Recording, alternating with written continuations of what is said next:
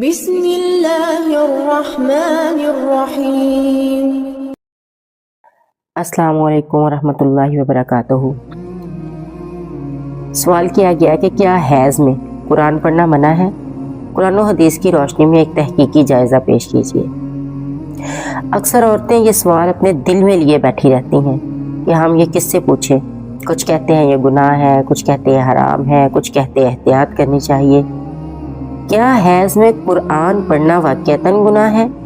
کیا ہم اللہ کے کلام سے دور ہو جائیں گے؟ بہت افسوس کی بات تو یہ ہے کہ بغیر دلیل کے حرام کے فتوے عام ہیں۔ عورت کو قرآن سے دنوں ہفتوں کے لیے دور کر دیا جاتا ہے۔ آج ہم مسلک نہیں دلیل کے ذریعے دیکھیں گے۔ قرآن پاک میں آیت حیض ہے، سورۃ البقرہ کی آیت نمبر 222۔ وَيَسْأَلُونَكَ عَنِ الْمَحِيضِ قُلْ هُوَ أَذًى فَاعْتَزِلُوا النِّسَاءَ فِي الْمَحِيضِ۔ اے نبی صلی اللہ علیہ وسلم، لوگ آپ سے حیض کے بارے میں پوچھتے ہیں، کہہ دیجئے یہ تکلیف کی حالت ہے، بس حیض میں عورتوں سے جسمانی تعلق سے الگ رہو۔ غور کریں تو اس آیت میں صرف ایک چیز سے منع کیا گیا ہے۔ اس آیت میں قرآن اور نماز کا ذکر ہے، نماز کا ذکر بھی نہیں ہے اور قرآن کا ذکر بھی نہیں ہے، قرآن پڑھنے کی ممانعت بھی نہیں ہے، لیکن حدیث کے اندر نماز پڑھنے سے پھر ممانعت ہے۔ اگر قرآن کا پڑھنا حرام ہوتا تو اللہ واضح طور پر یہاں پر بیان فرما دیتے۔ سورۃ النحل کی آیت نمبر 116 ہے کہ اپنی زبانوں سے جھوٹ گھڑ کر یہ مت کہو کہ یہ حلال ہے اور یہ حرام ہے، کیونکہ جو چیز حرام ہے اس کی دلیل موجود ہوتی ہے۔ جس چیز کو اللہ نے حرام نہیں کیا ہم اسے کس طرح حرام قرار دے سکتے ہیں؟ جس چیز کو اللہ نے حرام نہیں کیا، نہ کہا۔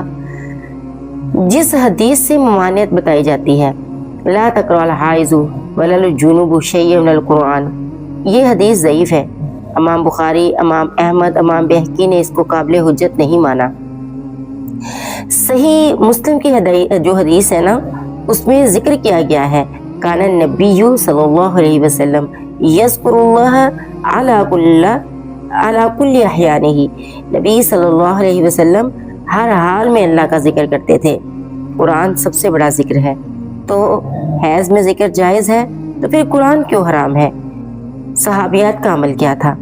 نبی صلی اللہ علیہ وسلم کے زمانے میں عورتیں حیض میں ہوتی تھیں، قرآن نازل ہو رہا ہوتا تھا، تعلیم لی جا رہی ہوتی تھی۔ کوئی صحیح روایت موجود نہیں ہے کہ نبی صلی اللہ علیہ وسلم نے حائضہ عورت کو قرآن پڑھنے سے روکا ہو۔ اگر یہ واقعتاً حرام ہوتا تو نبی صلی اللہ علیہ وسلم اس مسئلے کو ضرور بیان فرماتے۔ فقہا کے اقوال کیا ہے؟ امام مالک رحمہ اللہ الموطا میں فرماتے ہیں حائضہ عورت قرآن پڑھ سکتی ہے۔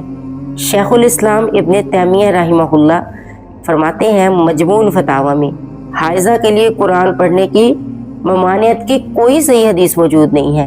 امام ابن القیم رحمہ اللہ عورت کو قرآن سے روکنا شریعت کے مقاصد کے خلاف ہے۔ فقہ حنفیہ اور شافعیہ کیا کہتے ہیں؟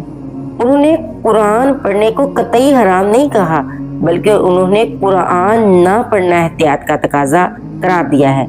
مگر مسئلہ یہ ہے کہ لوگ احتیاط کو حرام بنا دیتے ہیں اور یہ علمی خیانت ہے۔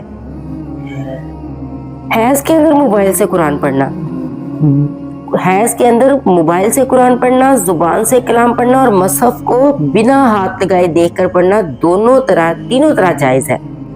حیض میں قرآن پڑھنے کی کوئی ممانعت موجود نہیں ہے، کسی حدیث میں اس کا تذکرہ موجود نہیں ہے، سارے بڑے علماء نے اس کی اجازت دی ہے، اور جو انسان یہ بات کرتا ہے کہ حیض میں قرآن پڑھنا گناہ ہے تو وہ غلط بات کرتا ہے۔